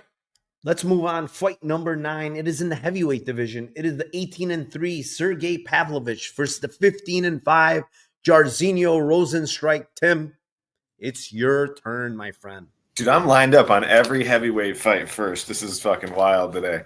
Yeah, I mean, I keep going back and forth on this one. My lean is that Sergey's going to KO him in round 1, but that's not a Lambo. The thing that I would say is that if this fight gets out of the first 6 minutes and Jairzinho or these guys both respect each other or whatever, or Jairzinho can actually avoid getting knocked out in the first 6 minutes, then the fight will change a little bit. So I'm going to go completely just different on this one. Again, I think it's a Sergey KO one. I'll say that ahead of time. I'm going to go with Sergey by points plus 1,100, Sergey by split plus 2,500. If you want to get greasy, and split is plus 1,400. I just think that if he gets out of the first 6 minutes or first 5 minutes, we saw this could just be a very, kind of slow heavyweight fight where it gets to be a slobber knocker where these guys are not, they're respecting each other. But I do lean that Jairzinho backs himself into the cage and then gets knocked out in round 1, most likely. But yeah, if he doesn't, I think it could be back and forth a little bit more. bigger moments for Sergey to win a decision. All right. Liam, heavyweights, another one. We got a lot of heavyweights on this. That's the third one. I'm going to go with a similar idea to Tim, but I'm going to go a little bit shorter on the number here, which is the goes to decision at 5-1. Do I think Pavlovich should probably get some home cooking? If I had to imagine who they'd lean towards, yeah. But on the other side of things, like Jairzinho last time out was on the wrong end of the worst split decision of all time. He won the fight, but that's the worst split decision you've ever seen. He goes out there and wins the cleanest 3 rounds that you could ever bank in the UFC, and they're saying Tai Tuivasa got 3 of them things. That's criminal and shocking. But you look at what Rose does well. He either kills people, he's got a little bit of death touch, but you look at the wins that he's had in the UFC, they've mostly aged like milk. Right? Not half those guys don't work for the organization anymore. And then you look at, all right, well, what does he otherwise do? He goes out there and, just stays honest, right? He goes out there, moves his head, doesn't really throw strikes, but makes it look like he's doing something, 3 rounds, 5 rounds, whatever it is, passes by and the time is over. He did that against Cyril Gane. Did they fight? I mean, somebody told me they did, but I watched it back. I didn't see any fighting. It was just 2 guys standing near each other. Cyril Gane doing some form kickboxing on this guy, and him just standing there doing a little bit of this, So I don't think that Biggie Boy has looked as passive in some of these recent fights, but I also think Pavlovich, big brick for a head. You look at how they dealt with similar opponents. Volkov, basically it's like one punch sending Jairzinho, spinning through the air. And meanwhile, these guys just took over and over to the chin. He was fine all night. So I think Pavlovich is more durable. I think he's got a chance to go out here and wrestle. Rosenstruik, not a good wrestler. Pavlovich doesn't wrestle, but can. So I think that if he decides to in this matchup, after losing a decision last time, he could go out there and just take this guy down 3 rounds. Boring fight, hold him down. Chad, what do you got for us? Yeah, interesting one. And I mean, I love the last outcome. Liam brought up something that almost gave me a stroke in real life, because you're familiar with Evan, but I was prompted to give my best bet of the week, and I gave Rosenstruik decision plus 800 on a YouTube video with Evan for that fight, and I was counting my money, and I heard split decision, and I damn near passed out. I was like, "Oh, that's it. I'll just kill myself. Then it's fine." One of the craziest split decisions I've ever seen in my life. Rosenstruik, listen, he might get windmilled in 2 minutes here. I think that's a very likely outcome, but technically he's one of the best strikers in the heavyweight division. I don't love the backing up and trying to counter strike against a guy that has really long arms, and we'll swing, but I have a feeling that Pavlovich will be a little more conservative here, and I think that would play into Rosenstruik's hands. So I played Rosenstruik decision again. We're going back to the well plus 1,000. I think there's probably plus 1,000 elsewhere, but I know plus 900 is still widely available. And that's what I lean towards. If he gets out of the first round, he doesn't need a bomb early. He's going to cook, man. He's going to start working the jab. It's Rosenstruik decision again, man. He's not losing. Jairzinho is putting on a show for Suriname. If you guys don't know that in South America, it's not Africa, South America, we're doing it. Let's go. All right. Chad on Jairzinho. I'm with Liam here. I like fight goes here. Plus 490, I think, is the best right now available. It was 500. But 490. I think Sergey has a pretty good chin, man. Like, he ate some big shots from Volkov in his last fight. Obviously, Aspinall put him out of there. And Jairzinho has power. Don't get me wrong. I'm not saying he can't knock him out. I just think he takes shots better than Jairzinho does. And Pavlovich now, Volkov is a hard guy to deal with, man. He's super long, huge, good jab, good front kicks. The guy is, you can't close the distance easy on that guy. And Pavlovich was having a hell of a time closing the distance, even though with his gadget arms, like he just couldn't get in the distance to land his big shots. And he was getting peppered. He was getting peppered by Volkov. The thing here is Jairzinho backs up a lot. And Pavlovich is the bigger guy. He's got the longer reach. He's taller. You name it. The advantages are there for him here. But I do think Jairzinho is like defensively responsible. I don't think he's a guy that, is just going to start chucking and let you just knock him out. Yeah. Has the guy been knocked out? Sure, he has. But, he's going to try to calf kick. He's going to try to do all those attritional stuff. But I do think Pavlovich is going to win all the moments here, man. Like optics, being on the back foot, the one guy that's going to throw the bigger shots, those are all going to come from Pavlovich, which is why I like decision here. And I like Pavlovich decision, honestly. It's 11-1. I just feel like, if it goes to the scorecards, I think he's the one that's going to be landing the bigger shots. I think he's the one that's going to be having the bigger moments, which makes me think that, he's the one that's going to probably win decision. And it's 11-1. So, maybe you want to sprinkle the splits are like fucking 20 something to 1. Yeah, I looked at them, but yeah, I mean, I like Pavlovich's decision here, but the fight to go, like, why even mess around with decisions only? Like, play the fight go. It's 5-1. Like, how much more do you want, right? So I'll take the 5-1 and I'll sprinkle, who I think is going to win the fight, if it does hit the scorecards. Let's move on. Or did you do it, Tim, yet? Yeah, you started. All right. Fight number 10. It is in the middleweight division. It is the 15-0 Shara Magomedov versus 22-3 Michael Venom Page. Liam, kick us off. Oh boy. This is another weird one for me. I made a case earlier this week that I thought that the matchmaking of Shara Bullet has been very particular. They give him Bruno Silva, a guy that had just been kickboxed to death by my boy GM3, right? I don't want to be disrespectful. GM3 is the man, but GM3 literally kickboxed him out of his shoes, and then they gave him to Shara Bullet. And you look at who else he's been matched up with.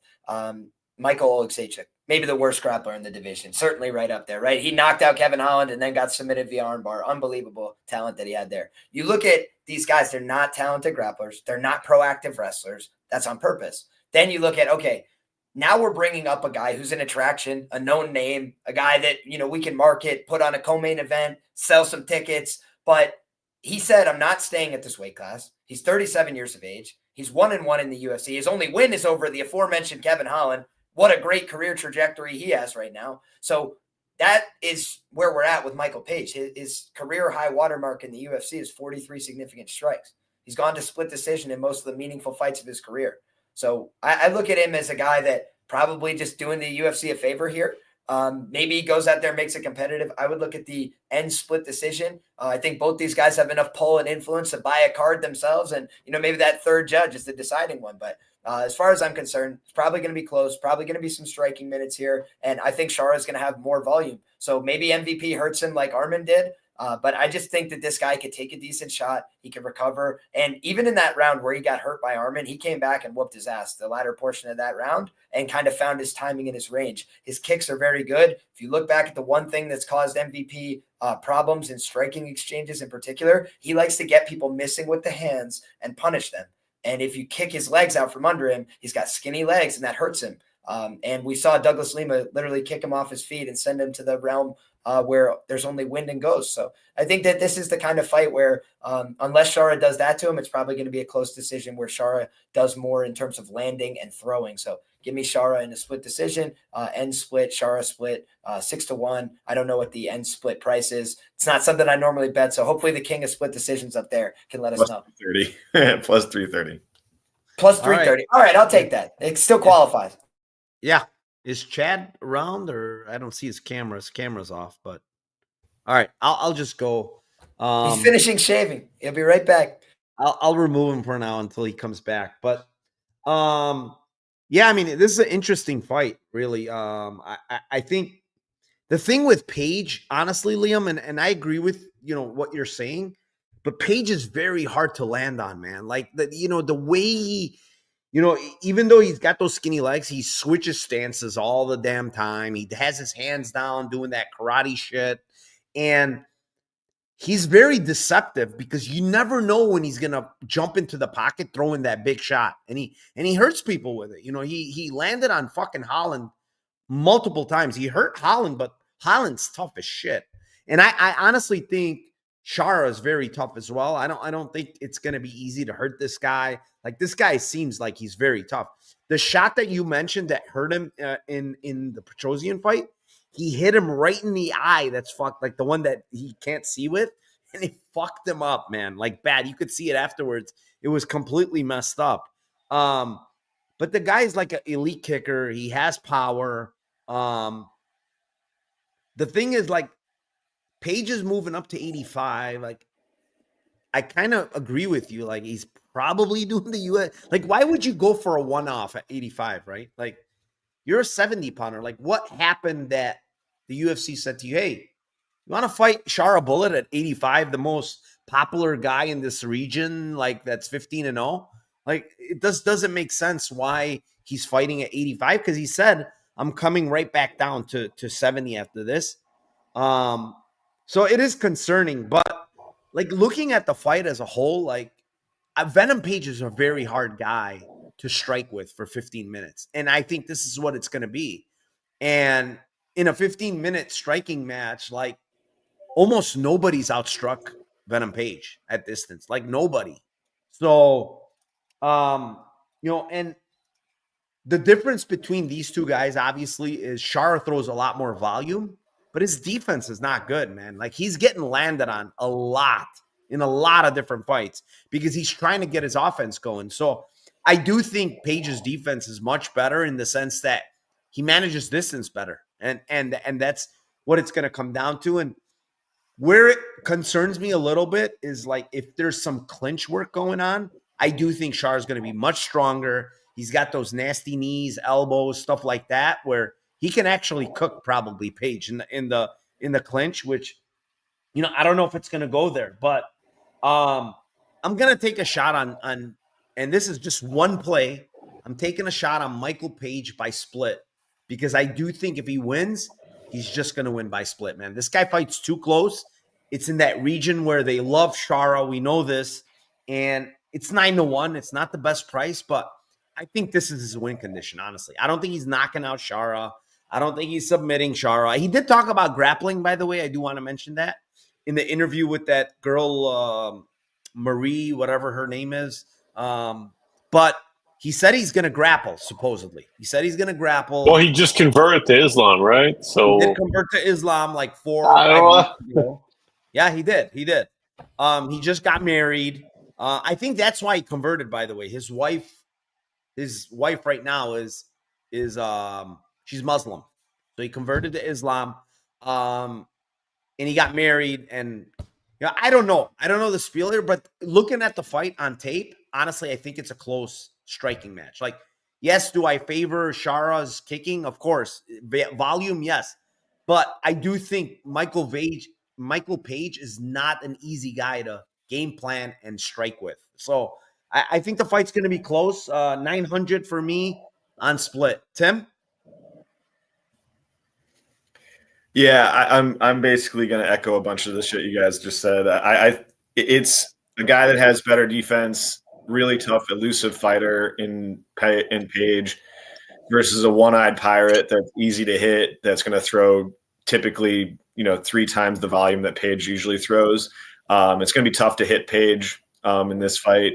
Like you said, I just see this as neither fighter grappling, 15 minutes of striking, both fighters probably landing 50 to 60 strikes, and Michael Page getting robbed, even if he wins.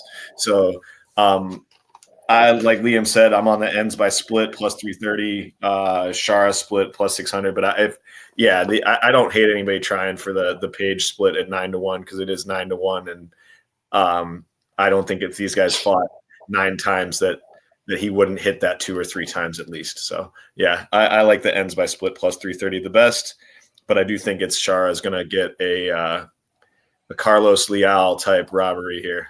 Ugh, don't remind me of that, please. Chad. Yeah, I'll what I said earlier this week was because I've wanted to play MVP in the entire lead up for reasons that have been discussed. You can't put up volume on him. Uh, if your entire game plan is to strike with him, you're probably in trouble. Uh, all that being said, though, um, what I said was heartbreaking split loss coming where the Arab judge scores it for MVP, and the other two judges, Sal D'Amato and Mike Bell, score it 30-27 for Shara. That's my official prediction. I don't know who's judging the fight, but when that comes to fruition, let me know. But I do think it's very likely going to be Shara's split decision with 237s, 30-27s. Yeah, MVP is. I've wanted to play the money line all week. It's tough, man. He's up against a lot here, up a weight class in hostile territory. I don't think Shower is going to get a lot of volume off on him, but I think MVP will also not put up a lot of volume. So it's going to be like a really, really low volume striking affair, and Shower will come out on top. So uh, I'm going to stay away for the most part. I think this is a good fight to just not get involved in. So that's where I'm at. All right. Through 10 fights, we have one more. Appreciate everybody. 809 live viewers. Please do me a favor. Hit the like down below. That's all I'm asking. Subscribe to the channel if you can. I appreciate each and every one of you. Appreciate my two guests here today, along with my co-host, Tim. With that being said, fight number 11. It's the main event of the night. And it is the former champion, the 24-4 Israel Adesanya versus the 15-4 Nazardine Imavov. And this one is Chad's. Yeah. So I played FanDuel had the sub line out like a year ago. So I did play a little Imavov sub at the early prices, but other than that, I think it's tough to understand where Adesanya is at this point because I could see him, getting taken down and being like, all right, well, that's what am I doing? I'm done with my career. And I could also see him coming out and putting on a show boxing. Imavov's cardio has been hit or miss. The Allen fight looked terrible. But then ragdolling Chris Curtis looked really good. Uh, Imavov is a little interesting. I think it depends where Adesanya is at this point in his career, how hard he's training, how much he wants to make another run at it. So it's hard to know. I don't think it's one to get overly invested in, but if I have to pick a side, it's Imavov, just based on the potential to look big favorite. If he gets the grappling going, I think a sub can be likely, but uh, yeah, it's not a money line fight for me. So Imavov sub, it was plus 1,400. I know it's moved, sorry, but yeah, other than that, I think I got to stay away from the fight. All right. Yeah, I mean, I have a bet on Izzy here. I don't know. I feel like he's gonna have a hard time getting him down, and if that's the case, I favor Izzy pretty big in the striking. I think he's the better striker. He's longer. I mean, the levels of striking is a bit different here. When it's compared to Imavov, and Imavov is a good striker. Don't get me wrong, but like Brandon Allen is competing and doing well with you on the feet. That's a pretty bad sign because the guys that Izzy's competing with are the highest of levels, and he's winning a lot of those striking affairs. So, however, I do think Imavov is probably going to grapple here. Honestly, he should. Like, it would be just absolutely stupid to just sit there and kickbox with Izzy. So I do have a bet, like I said, on Izzy, but Imavov sub at 9-1. And the reason why I say this is not because like Izzy's hard to hold down, even though he got subbed last time, he's not an easy guy to hold down, even if you get him down. But when I look at Imavov's career, this guy goes for a lot of submission attempts, man. He's got 12 submission attempts in the UFC in 10 fights. That's a lot. This guy's going, when the fight's hitting the ground, if you look at the fights where there's takedowns, in almost every single fight that there's a takedown, he goes for submission attempts, which, at 9-1 now, it just makes sense that I need to click that number because in my mind, that's how he's going to win this fight. He needs to grapple. And then you're giving me 9-1. It only makes sense for me to play something like that, So for me, it's Imavov sub. It's 9-1, like I said. And the guy just has a lot of submission attempts, in fights that he's grappled, he goes for him. Edmund Shabazian, 4 attempts. Jordan Williams, 4 attempts. Buckley, 2 attempts. Curtis, 1 attempt. Dolidze, 1 attempt. So he's going for submission attempts. So, yeah, 9-1, kind of like a no-brainer, honestly. It's just, it makes sense. Tim? 3 for 3, Imavov sub. I was talking with Liam and Jewish Better about this last night. Like this is the archetype fight that I've lost a lot of money on betting. The past champion that's career is so much better and so much more impressive than the fighter that is on a downward trajectory versus the fighter that's on the upward trajectory with momentum and confidence. So, yeah, I normally would have be like 2 years ago, I'd be putting 3 units on Izzy in this situation and losing and being pissed about it. But yeah, I think the same things. I think that this is the last fight, obviously with Dricus, thought that Izzy was looking good. And then got his back taken and then gave up on a choke that really wasn't sunk in. And I was just thinking just fight off the sub, just fight it off and you have one more round to fight. And he wasn't willing to do that. So it's tough to see where he's at this point. Him getting it seems like his durability is also waning. So a club and sub even wouldn't surprise me in this fight either. For Imavov, being knocked down by Sean Strickland is a red flag to me. And he got his ass beat just from Sean walking him down and jabbing him up. So yeah, I like the sub as well for Imavov, but yeah, I just don't know what to think about this fight, to be honest. All right. Liam, what do you got for us, my man? Narco, I'm with you on the 9-1 Imavov via submission, man. I think it could happen in any round. Oh, my guy Chad as well. Everybody gave a little piece of the action here, but Imavov submission is the side I like here. I like the money line side as well. I think me and Narco disagree about that, but just looking at this kind of matchup, I could see the angle for Izzy, right? Which is he's a better striker. He's fought the better guys. He's better credentials. 4-4 in his last 8 fights, which is something you never thought you'd hear say, right? He came in undefeated, great run. I think that big crowning moment, beats Pereira. Where's his motivation at? The guy who's getting thrown around by Duplessis and kind of just, he got me, just giving up on the ground. That didn't seem like the kind of guy that was willing to die for this shit with Kelvin Gastelum, right? So for me, I'm just not seeing the same competitive spirit. Sean Strickland fight seemed like a guy who was just happy to hold on for the decision there, got rocked in the first round really badly. And when I look at this matchup, you pointed it out, heavy top game from Imavov. Like Brendan Allen, not an easy guy to outgrappled him in large portions of the fight. Chris Curtis, impossible to take down in the UFC, takes him down, puts him in bad situations.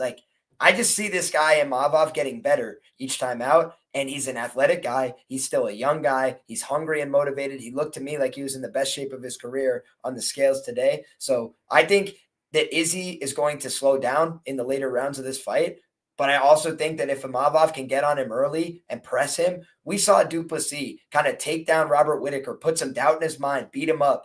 And I thought he could have submitted him, but instead he ends up knocking him out on the feet. If you look back at that fight, the damage was done on the ground. Robert was a different guy coming out for round 2 than he was coming out for round 1. And I think that Imavov, if he gets the fight to the ground, can be assertive on top and do damage. And I think that we've seen Israel give up 3+ takedowns on 5 separate occasions in the UFC. You give Imavov 3 opportunities on top, I think he wins this fight via submission. So that's the click for me. All right. Yeah. I mean, it's gonna be an interesting fight. Maybe he's. I just watching that, like, Duplessis is so hard to fight, man. Like, his attritional work is insane. Like, his leg kicks are absolutely. He was killing Izzy with those leg kicks. But yeah, Imavov, he's looked good. I can't say he hasn't looked good, but also, when you go back, the thing is that the big concern with him is, like, everybody's talking about Izzy's cardio, right? And I get it. Like, he didn't look great in round 4, but let's talk about Imavov's cardio in round 3. Like, he looked like garbage. It was absolutely atrocious in round 3. And so, like, okay, when you guys are talking about one guy, let's talk about this guy and how his cardio looked in round 3. It did not look good. It looked terrible last fight. And I mean, he was dead tired. I don't know what was going on, because there's other fights where he's looked really good, like going 5, whatever. But for whatever reason, he was death gassed, and like, maybe he has the better cardio, but we don't know that. Like, honestly, the attritional work that DDP does, Imavov doesn't do. Like, he just doesn't. And the horsepower, like the fucking horsepower from DDP is just different, man. And yeah, it's going to be interesting. Like, if Imavov beats him, he probably deserves a title shot, honestly. Like, what else is he supposed to do, right? So, yeah, let's go over our Lambo plays. Everybody in chat wants a mega Lambo parlay, which is from each of us, one of our favorites. I will start off by just giving my Lambo. I have 2 of them, 2 parlays. My first one is Pogue's decision, Gaziev decision, and Ziam decision, 33-1. My second one is Grad sub, Saeed sub, 38-1. Tim, you got yours, or should I move to the other panel members? I got mine. You said, all right, go ahead. You said Grad sub and Saeed sub? Correct, 38-1. All right, cool. I got Grad by sub, Ziam by points, McKinney round 1, 50-1. All right. McKinney round 1, you said? Yeah. All right. Liam, you got one for us? Sure thing. I'm going to go with, 2 of the plays that I feel decent about. I don't feel great about a lot of these, but they're both big plus money. So let's see how it goes. Let's go with Bogdan Grad via submission and Nasruddin Imavov via submission. 8 and 9. Let's find out. Yeah, that number's going to be pretty. I think it's going to be like 38-1 as well. I think it'd be way higher than that, right? Well, Grad Saeed is 38-1, and they're like, oh, Saeed is way lower. My fault. Yeah. Saeed's like 380. Yeah, it's going to be way high. It's probably going to be over 100-1. You're right. All right, chat. Do you have one? Yeah, it'll be awfully sub 2-3 Rosenstruik's decision. That's 230-1, and that's also known as what we call in my business a lock. A lock? A Yeah. lot? Oh, A lock. a lot. Okay. Let's just give one of our favorites, each one of us. The problem is they might overlap. I'll go first with my favorite prop. It's probably, it's probably Gaziev decision 260. I'm gonna go with the smaller one. Gaziev decision plus 260. That's the one I think most likely hits. Tim, which one's your favorite? Oh, either Grad by sub or McKinney round 1. Which one is it? One. McKinney round 1. All right, McKinney, round 1 for you. Liam, your favorite? To keep this one reasonable, let's go Grad ITD plus 200. Grad ITD. Give us a little plus more winner. 200. Chad? Oh shit! Everyone's doing like real tight ones. Well, because it's a 4-legger. I mean, it's going to be big no matter what. No, I know. Everyone's giving like max plus 200s. That's tough. Fuck. You can go wider. We all went a little Yeah. conservative. You could go wider, whatever you want. What's your favorite one? All right, you know what we'll do then? We're gonna go buck wild. We're gonna do GTD in Rosenstruik Pavlovich plus 450. Fight to go to decision. All right, that's a good one. Well, wait. Oh, yeah, that's a good one. Okay. Fight to go to Sometimes decision. you gotta cook. That's going to be like probably over 100 to 1, I'm pretty sure, or close to it. Anyways, thank you very, very much, gentlemen. 852 live viewers. Appreciate you guys. Great. That's crazy. That's a very, very good turnout. Appreciate you guys. Hit the like, subscribe to the channel. My Discord information is on the bottom if you want to join. I appreciate that as well. But the like is enough. The subscribe to my channel is enough. Also, please, if you guys want to comment, stuff like that, I always almost answer everybody when there's questions, stuff like that, comments on the videos. I'm pretty sure we're going to try to get the my man dissection is probably going to put up the timestamps. The man's been doing it all the time, so appreciate him. Shout out to him. And with that being said, I want to give the platform to my 2 guests. Liam picks fights. You guys know where to find them, I am pretty sure. But let the people know, Liam. I know all these people follow you already, but maybe there's 1 or 2 that can subscribe to this man's channel. Liam, go ahead. Absolutely. It's always my pleasure. This is not my favorite card from a betting standpoint. I'll just level with you guys. I always let you know if I'm confident and loving it, I'll let you know. But if I'm not feeling as confident, I'll let you know that too. And this week did a lot of research, have my write-ups, did all my stuff. I'm just not coming away looking to bet, with a huge exposure this week. So God bless, good luck. We got a big pay-per-view next week. Hopefully we get a couple of these Lambos across for the people and back at it next time. So Liam picks fights everywhere. See you guys. All right, man. Appreciate you. Give him a follow. Go to his YouTube channel. Lot of content. Chad. Yeah. Go ahead. Yeah, more of the same. Not my favorite card, but hopefully we cooked up something good. Yeah, don't have too much to promote. Follow me on Twitter. I'm a GigaChad. Follow Fight Numbers. My boy John Kelly, the good dude. We're cooking up something real nice, and let's win some money on this, fellas. And yeah, I feel pretty good. Let's do it. All right. Chad, MMA, Giga Chad, give him a follow. Tim, you got anything for the people? No, sir. No, sir. Thanks, guys. Appreciate you guys coming on. It's always great chopping it up with you guys. All right, everyone. Appreciate you guys. Thank you very much. Good luck tomorrow. And one last thing, let's cash those tickets for you.